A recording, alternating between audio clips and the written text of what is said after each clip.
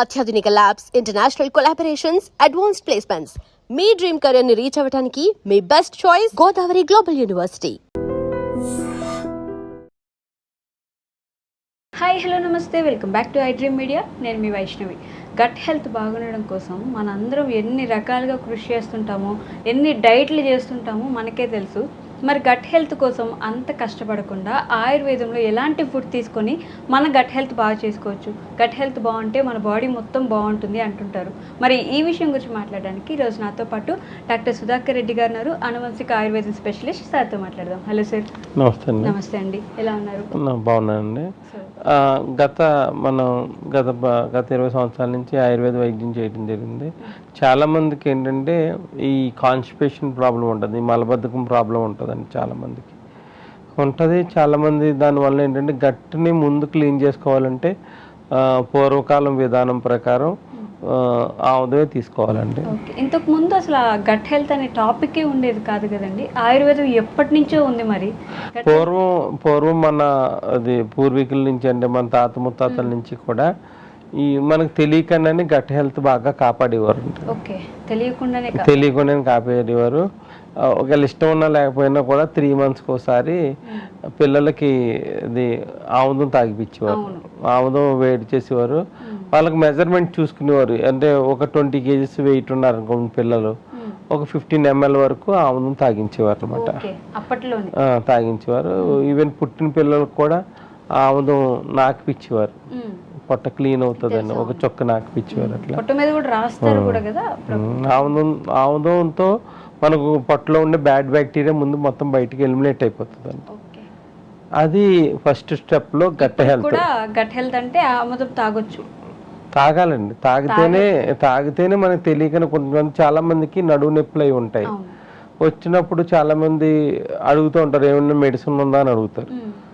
ముందు ఆముదం తాగిచ్చినప్పుడే వాళ్ళకి నడువు నొప్పి తగ్గుతుందండి.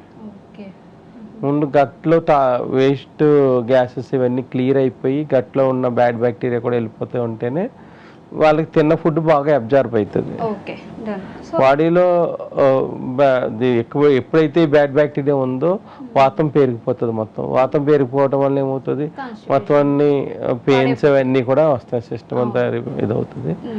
యాక్చువల్గా ఫస్ట్ స్టెప్లో ఆముదం తీసుకుని ఆ రోజు కొంచెం కిచిడి అంటారు కదండి, పెసరపప్పు ఇవన్నీ కలిపి నెయ్యి కలిపి కిచిడి కింద తిని చారున్నంతో తింటారు.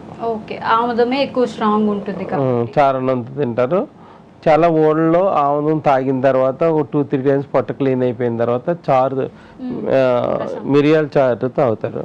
మిరియాల చారు తాగడం వల్ల ఏంటంటే ఇంకా ఏదైనా వేస్ట్ ఉంటే అదంతా క్లీన్ అయిపోయి కొంచెం నీరసం కూడా తగ్గుతుందండి చారు తాగడం వల్ల. ఆముదం ఈ మధ్య కాలంలో దొరుకుతుంది. ఆముదం అంటే ఇప్పుడు ఇదివరకైతే దంచి వండి చేసేవారు, ఇప్పుడు వాళ్ళు తగ్గిపోయారండి. అందు గురించి మనకు బయట దొరికే ఆముదాన్ని తీసుకుని గోరువెచ్చగా చేసుకుని దాంట్లో సొంటి పొడి కలుపుకు తీసుకోవాలి.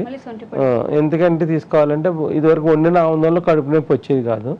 ఇప్పుడు మనం మిషన్ మీద తీసిన ఆముదం వల్ల దాంట్లో కొంచెం వాటర్ కంటెంట్ ఉంటుంది. అందు గురించి మనం 2-3 పొంగులు వచ్చిన తర్వాత మనకి ఒక 1/4 స్పూన్ సొంటి పొడి కలిపి తాగితే కడుపు నొప్పి అవి ఉండవు. కొంతమంది పిల్లలు తాగలేరు కదా అని దాంట్లో కొంచెం తేనె కూడా కలుపుతారు. చల్లారిపోయిన తర్వాత గోరువెచ్చగా ఉన్నప్పుడు కొంచెం తేనె కలిపి కూడా ఇస్తారు. ఈ 3 కలిపి వాడటం వల్ల వాళ్ళకి ఏంటంటే అధిక శ్లేష్మం ఉంటే కాఫం కూడా క్లియర్ అయిపోతుంది. సొంటి తినేవాళ్ళు కదండి, సొంటి పొడి భోజనం చేసి ఇచ్చారు. అదొకటి. దాంతోపాటు అలా ఒకసారి గట్టిని క్లీన్ చేసుకున్న తర్వాత మనకి చాలా మందికి ఏంటంటే తిన్న తర్వాత ఫుడ్ టేస్ట్ తెలీదు, అంటే ఆ రుచి అంటారు తెలీదు. ప్లస్ చాలామంది లాంగ్ రన్గా మందులు వాడే వాళ్ళకి బీపీ కానీ థైరాయిడ్ కానీ ఒక డయాబెటిక్ కానీ ఈ మందులు వాడే వాళ్ళకి ఏమవుతుందంటే లివర్ ఫంక్షన్ సరిగ్గా ఉండదు.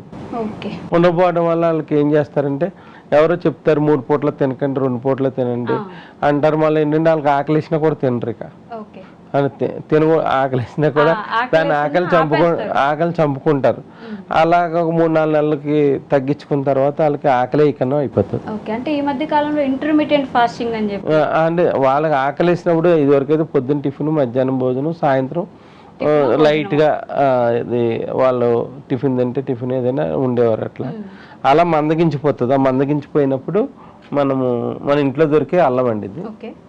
ఇది పొట్టు తీసేసుకుని చిన్న అల్లం ముక్క ఇట్లా, ఈ అల్లం ముక్క మనం దాంట్లో కచ్చాపచ్చా దంచేసుకుని క్రష్ చేసుకుని ఒక 250 ml వాటర్లో వేసేసిన తర్వాత ఇది మన జీలకర్ర కూడా మనకి ఒక 1/2 టీ స్పూన్ జీలకర్ర వేసుకోవాలి.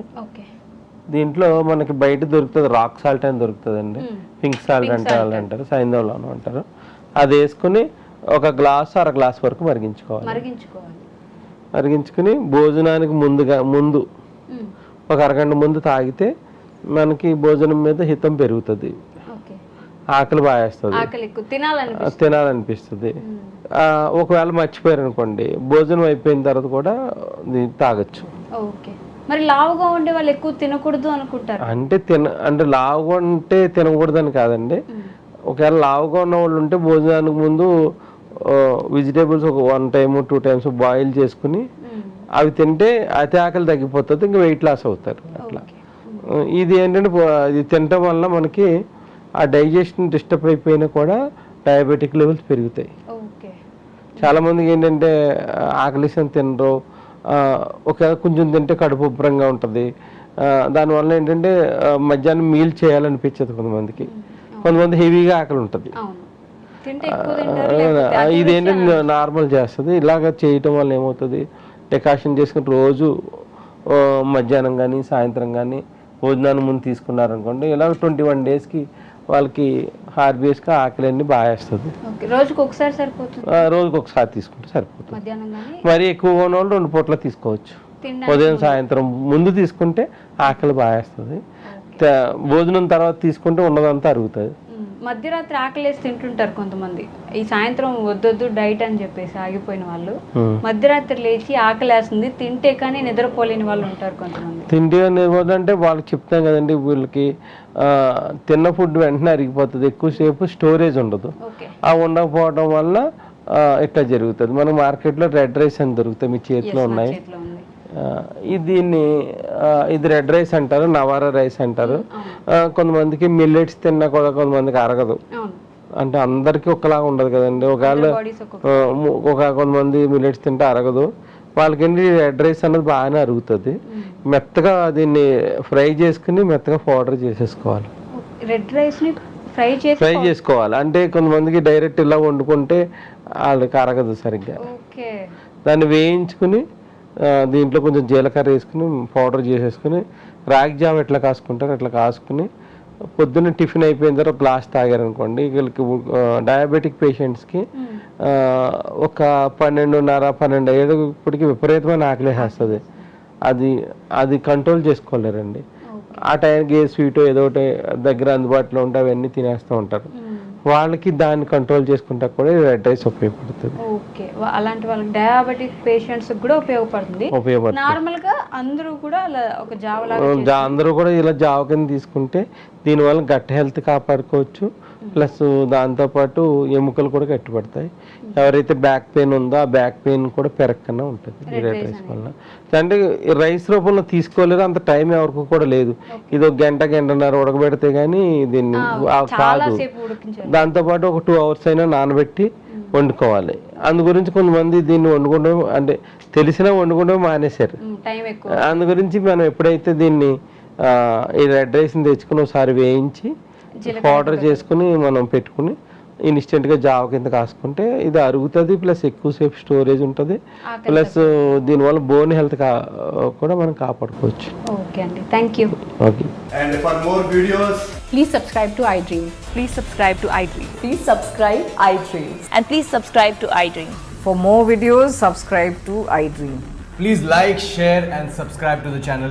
Congratulations, iDream. Subscribe to iDream. Subscribe to iDream. So subscribe to iDream Media.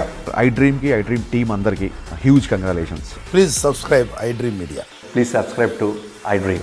Subscribe iDream. Please subscribe to iDream. iDream అంటే నా కళల ఛానల్ సబ్స్క్రైబ్ చేసుకున్నారు, నోరు తిరుగుతలేదు, మీరైతే గంట గుర్తు కొట్టండి. For more such videos, please subscribe to iDream.